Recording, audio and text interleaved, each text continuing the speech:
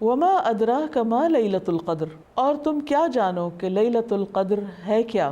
نحمدہ ونصلی علی رسولہ الکریم، اما بعد فاعوذ باللہ من الشیطان الرجیم، بسم اللہ الرحمن الرحیم، رب اشرح لی صدری ویسر لی امری واحلل عقدۃ من لسانی یفقہوا قولی۔ السلام علیکم ورحمۃ اللہ وبرکاتہ۔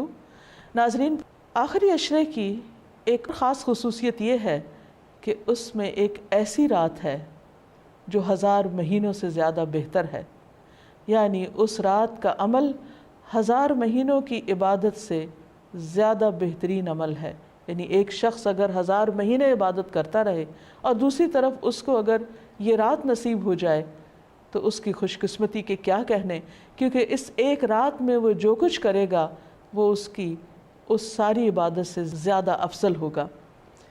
قرآن مجید میں اللہ سبحانہ و تعالیٰ نے ایک پوری سورت اس رات کے بارے میں نازل فرمائی ہے، سورۃ القدر۔ اللہ تعالیٰ فرماتے ہیں انا انزلناہ فی لیلۃ القدر، بے شک ہم نے اس کو یعنی قرآن مجید کو لیلۃ القدر میں اتارا۔ وما ادراک ما لیلۃ القدر، اور تم کیا جانو کہ لیلۃ القدر ہے کیا۔ لیلۃ القدر خیر من الف شہر، لیلۃ القدر 1000 مہینوں سے زیادہ بہتر ہے۔ گویا اس رات کی فضیلت اس بنا پر بھی ہے کہ اس میں قرآن مجید نازل کیا گیا۔ قرآن مجید سب سے عظیم ہستی کی طرف سے آیا، یعنی اللہ سبحانہ و تعالیٰ کا کلام، سب سے بہترین انسان یعنی محمد صلی اللہ علیہ وسلم پر نازل کیا گیا، سب سے بہترین مہینے رمضان میں نازل کیا گیا، سب سے بہترین رات یعنی لیلۃ القدر میں نازل کیا گیا، کہ اس ایک رات کا عمل 1000 مہینوں سے زیادہ بہتر ہے۔ اور مزید یہ کہ تنزل الملائکۃ والروح فیہا، اس میں فرشتے اترتے ہیں، ملائکہ اترتے ہیں، اور روح یعنی جبریل امین اترتے ہیں۔ سلام ہی حتی مطلع الفجر، یہ رات سراسر سلامتی کی رات ہے یہاں تک کہ فجر طلوع ہو جائے۔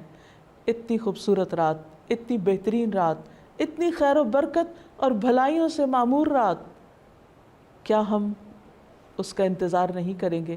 کیا ہم اس کو پانے کی کوشش نہیں کریں گے اور اس کے لیے مزید طلب اور تڑپ بڑھائیں گے نہیں؟ خوش قسمت ہے وہ جو اس رات کی بھلائی پا گیا، اور بدقسمت ہے وہ جو اس رات کی خیر سے محروم رہ گیا۔ اس لیے ہمیں آج سے ہی اس بات کا تہیہ کر لینا چاہیے کہ انشاءاللہ ہم آخری عشرے کی سب راتوں میں عبادت کریں گے اور پچھلے 2 عشروں کی نسبت زیادہ کریں گے، تاکہ ہم اس رات میں نیک عمل کر کے اپنے نامہ اعمال کو بہتر بنا سکیں۔ اس رات کی تلاش میں اگر پورا عشرہ بھی عبادت کرنا پڑے تو کوئی مشکل کام نہیں، کوئی گھاٹے کا سودا نہیں، بلکہ نفع ہی نفع ہے، کیونکہ یہ رات جو خیر و برکت کی رات ہے، جس کو مل گئی اس کی خوش قسمتی کا کیا ٹھکانہ۔ لیکن یہ خوش قسمتی اس کے لیے ہے جو اس کی طلب رکھے، اس کے لیے بھاگ دوڑ کرے، اس کے انتظار میں رہے، اس کا شوق رکھے۔ یہ رات جس میں فرشتے اترتے ہیں، اس کے بارے میں نبی صلی اللہ علیہ وسلم نے مزید وضاحت کی، فرمایا، حضرت ابو ہریرہ سے روایت ہے کہ ان الملائکۃ تلک اللیلۃ فی الارض اکثر من عدد الحصی، بلا شبہ اس رات کو زمین میں فرشتوں کی تعداد کنکریوں سے بھی زیادہ ہوتی ہے۔ اور پھر فرشتے جب اترتے ہیں تو ایک خاص قسم کا ماحول پیدا ہو جاتا ہے، ہر طرف نیکی کا دور دورہ ہوتا ہے، ایک خاص روح ہوتی ہے اس رات میں۔ اس لیے ہم سب کو اس سے بھرپور فائدہ اٹھانا ہے، کیونکہ ایک اچھا عمل 1000 ماہ کے عمل سے بہتر ہے۔ حضرت انس سے روایت ہے کہ رمضان آیا تو رسول اللہ صلی اللہ علیہ وسلم نے فرمایا، ان هذا الشهر قد حضركم وفيه ليلة خير من 1000 شهر من حرمها فقد حرم الخير كله ولا يحرم خيرها الا محروم، کہ لوگو یہ مہینہ جو تم پر آیا ہے اس میں ایک ایسی رات ہے جو 1000 مہینوں سے بہتر ہے۔ جو شخص اس سے محروم رہا وہ ہر بھلائی سے محروم رہا۔ اس رات کی سعادت سے صرف بد نصیب ہی کو محروم کیا جاتا ہے، یعنی حقیقی معنوں میں بد نصیب وہ ہے جو اس رات کی عبادت سے محروم رہے، اس رات کی خیر سے محروم رہے۔ لیلۃ القدر آخری عشرے کی کوئی بھی رات ہو سکتی ہے، لیکن نبی صلی اللہ علیہ وسلم نے خاص طور پر طاق راتوں میں اسے تلاش کرنے کا حکم دیا ہے۔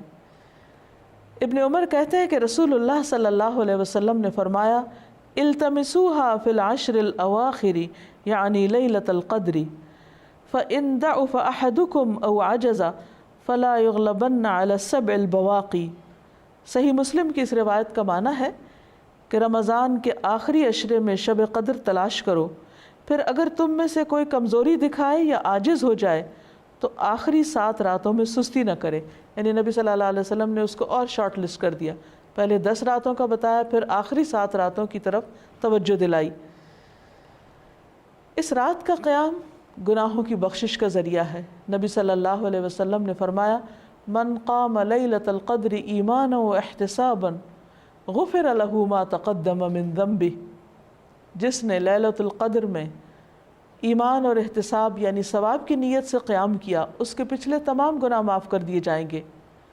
اس سے یہ بات بھی پتہ چلتی ہے کہ اس رات کی سب سے افضل نیکی قیام کرنا ہے، یعنی اللہ تعالیٰ کے حضور کھڑے ہو کر زیادہ سے زیادہ قرآن مجید پڑھنا، یعنی نماز کی حالت میں، یا سننا ہے۔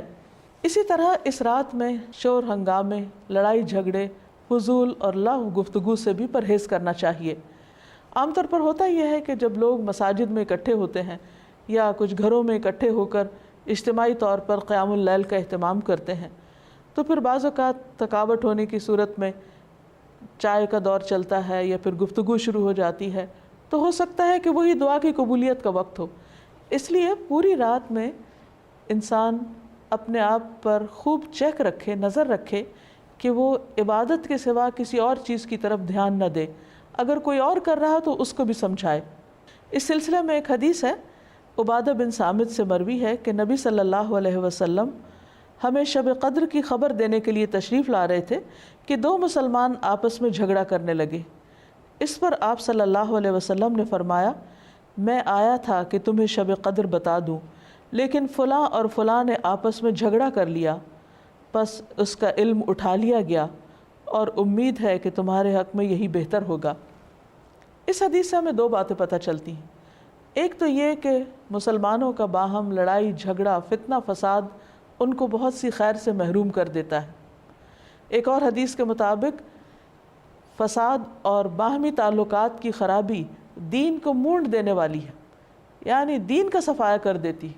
وہاں کوئی ایمان اور تقوی اور خیر بھلائی باقی نہیں رہتی جہاں لوگوں کے درمیان باہم تعلقات اچھے نہیں ہوتے۔ اور یہاں ہم دیکھتے ہیں کہ نبی صلی اللہ علیہ وسلم اسپیسیفکلی یہ بتانے کے لیے آئے کہ کون سی رات لیلۃ القدر ہوگی تاکہ لوگ اس میں پوری طرح عبادت کر سکیں، لیکن لڑائی جھگڑے کی وجہ سے وہ علم آپ سے اٹھا لیا گیا۔ لیکن آپ نے یہ فرمایا کہ اسی میں بھلائی ہوگی۔ اس سے ہمیں ایک اور بات بھی پتہ چلتی، اور وہ یہ کہ نبی صلی اللہ علیہ وسلم انتہا درجے کی مثبت سوچ رکھتے تھے۔ وہ ہر اس موقع پر جہاں کوئی شخص پریشان ہو کر کام چھوڑ سکتا ہے یا ڈپریشن میں جا سکتا ہے، آپ اس موقع پر بھی ہمیشہ یہی بتاتے کہ اس میں بھی بھلائی ہے، اس میں بھی خیر ہے۔ اور ہم اگر غور کریں تو خیر نظر بھی آتی ہے۔ وہ یہ کہ اگر ہمیں یہ پتہ ہوتا کہ فلاں ایک رات لیلۃ القدر ہے، مثلاً بعض لوگ جیسے کہتے ہیں 27ویں کی رات یا کوئی اور رات، تو پھر ہم صرف عبادت اسی رات میں کرتے۔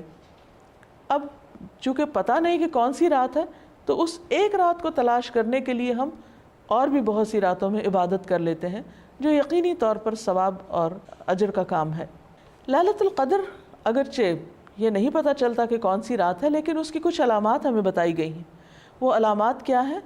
احادیث کی روشنی میں دیکھیے، نبی صلی اللہ علیہ وسلم نے فرمایا، شب قدر کی صبح کو سورج کے بلند ہونے تک اس کی شعاع نہیں ہوتی، وہ ایسے ہوتا ہے جیسے تھالی، یعنی سورج نظر تو آتا ہے لیکن اس کی شعاعیں نہیں نظر آتی، یعنی سورج کا رنگ ایک طرح سے مختلف ہوتا ہے۔ ایک اور روایت میں آتا ہے، حضرت ابو ہریرہ سے روایت ہے کہ ہم نے رسول اللہ صلی اللہ علیہ وسلم کے پاس شب قدر کا ذکر کیا تو آپ نے فرمایا تم میں سے کون اسے یاد رکھتا ہے؟ اس میں جب چاند نکلتا ہے تو ایسا ہوتا ہے جیسے بڑے تھال کا کنارہ، یعنی اس کو بھی آپ نے تھال سے تشبیہ دی، لیکن کنارہ اس لیے کہ آخری راتوں میں چاند پورا نہیں رہتا، ایک کنارے کی طرح رہ جاتا ہے۔ اسی طرح ابن عباس سے مروی ہے کہ رسول اللہ صلی اللہ علیہ وسلم نے فرمایا شب قدر آسان اور معتدل رات ہے جس میں نہ گرمی ہوتی ہے اور نہ سردی۔ اس صبح کا سورج اس طرح طلوع ہوتا ہے کہ اس کی سرخی مدھم ہوتی ہے، یعنی سورج کی ایک نشانی بتائی گئی، لیکن ظاہر ہے کہ وہ تو جب رات گزر جاتی ہے پھر ہی نظر آتا ہے، اس لیے اس پر نہیں رہنا چاہیے کہ فلاں رات تھی یا فلاں رات تھی، توجہ اس پہ رہنی چاہیے کہ ہمیں ہر رات سے کس طرح فائدہ اٹھانا ہے۔ ایک اور روایت میں آتا ہے، حضرت زر سے روایت ہے، انہوں نے کہا کہ میں نے ابی ابن کعب کو یہ فرماتے ہوئے سنا، ان سے کہا گیا کہ حضرت عبداللہ بن مسعود فرماتے ہیں کہ جو آدمی سارا سال قیام کرے وہ لیلۃ القدر کو پہنچ گیا۔ حضرت ابی فرمانے لگے کہ اللہ کی قسم جس کے سوا کوئی معبود نہیں، وہ شب قدر رمضان میں ہے۔ وہ یقین کے ساتھ قسم کھاتے ہیں، اللہ کی قسم بے شک میں جانتا ہوں وہ کون سی رات ہے۔ یہ وہی رات ہے جس میں اللہ کے رسول صلی اللہ علیہ وسلم نے ہمیں قیام کا حکم دیا۔ اس رات کی صبح 27 تاریخ تھی اور اس کی علامت یہ تھی کہ سورج طلوع ہوا تو اس کی سفیدی میں شعاع نہ تھی، اور یہ ہو سکتا ہے کہ اس سال 27ویں رات ہو، لیکن یہ ضروری نہیں کہ صرف 27ویں رات ہی شب قدر ہو۔ ام المومنین حضرت عائشہ کہتی ہیں کہ میں نے پوچھا اے اللہ کے رسول صلی اللہ علیہ وسلم، اگر میں شب قدر پالوں تو اس میں کیا کہوں، یعنی کون سی خاص دعا مانگوں؟ آپ نے فرمایا کہو اللہم انک عفو تحب العفو فاعف عنی، اے اللہ تو معاف کرنے والا ہے، معاف کرنے کو پسند کرتا ہے، بس تو مجھے معاف کر دے۔ اس سے یہ پتہ چلتا ہے کہ اس رات بھی زیادہ سے زیادہ اللہ سبحانہ و تعالیٰ سے بخشش کی دعا کرنی چاہیے، معافی اور درگزر کی دعا کرنی چاہیے۔ اس کے علاوہ انسان قرآن مجید کی تلاوت کر سکتا ہے، اگر خواتین نماز نہ پڑھ سکیں تو ذکر اذکار کر سکتی ہیں، تسبیحات کر سکتی ہیں، اپنی غلطیوں کی معافی مانگ سکتے ہیں ہم سب، کیونکہ اللہ تعالیٰ بندے کی توبہ سے خوش ہوتے ہیں۔ ایک حدیث میں آتا ہے کہ نبی صلی اللہ علیہ وسلم نے فرمایا ایک آدمی گناہ کرتا ہے پھر کہتا ہے کہ اے اللہ میرا گناہ معاف کر دے، تو اللہ تعالیٰ فرماتا ہے کہ میرے بندے نے گناہ کا کام کیا اور اسے علم ہے کہ اس کا کوئی رب بھی ہے جو گناہوں کو معاف فرماتا ہے اور ان پر مواخذہ کرتا ہے، میں نے اپنے بندے کو معاف کر دیا۔ یعنی اللہ تعالیٰ اس بات سے خوش ہوتے ہیں کہ بندہ اللہ تعالیٰ سے معافی کی دعا مانگے۔ پھر اللہ تعالیٰ بخشش کا وعدہ بھی کرتے ہیں۔ رسول اللہ صلی اللہ علیہ وسلم نے فرمایا کہ شیطان نے اللہ عز و جل سے کہا مجھے تیری عزت اور جلال کی قسم، میں تیرے بندوں کو اس وقت تک گمراہ کرتا رہوں گا جب تک ان کے جسم میں روح رہے گی، یعنی جب تک وہ فوت نہیں ہو جاتے۔ اور اللہ تعالیٰ نے فرمایا مجھے اپنی عزت اور جلال کی قسم، جب تک وہ مجھ سے معافی مانگتے رہیں گے میں بھی انہیں معاف کرتا رہوں گا۔ یعنی اللہ تعالیٰ کو معاف کرنا پسند ہے، اس لیے خصوصی طور پر لیلۃ القدر میں اپنے گناہوں کی معافی مانگنی چاہیے، کیونکہ اس میں قبولیت کی گھڑیاں ہوتی ہیں۔ اور استغفار کا فائدہ یہ بھی ہے کہ انسان عذاب سے محفوظ رہتا ہے۔ قرآن مجید میں آتا ہے کہ اللہ تعالیٰ ان کو عذاب نہیں دیں گے جب تک وہ استغفار کرتے رہیں گے۔ کوئی بھی انسان یا قوم اپنی کوتاہیوں، غفلتوں، گناہوں کی وجہ سے اللہ تعالیٰ کو ناراض کر دیتی ہے، لیکن اللہ تعالیٰ رب الرحیم ہیں، غفور الرحیم ہیں، وہ اپنے بندوں کو معاف کر دیتے ہیں۔ لہٰذا اس موقع پر ہمیں انفرادی توبہ کے علاوہ اجتماعی توبہ بھی کرنی چاہیے۔ قرآن مجید میں اللہ تعالیٰ فرماتے ہیں وَتُوبُوا إِلَى اللَّهِ جَمِيعًا أَيُّهَا الْمُؤْمِنُونَ، اے مومنو سب مل کر اللہ سے توبہ کرو، اللہ تعالیٰ معاف فرمانے والا ہے، خواہ انسان کے گناہ آسمان کی بلندیوں تک ہی کیوں نہ پہنچ جائیں۔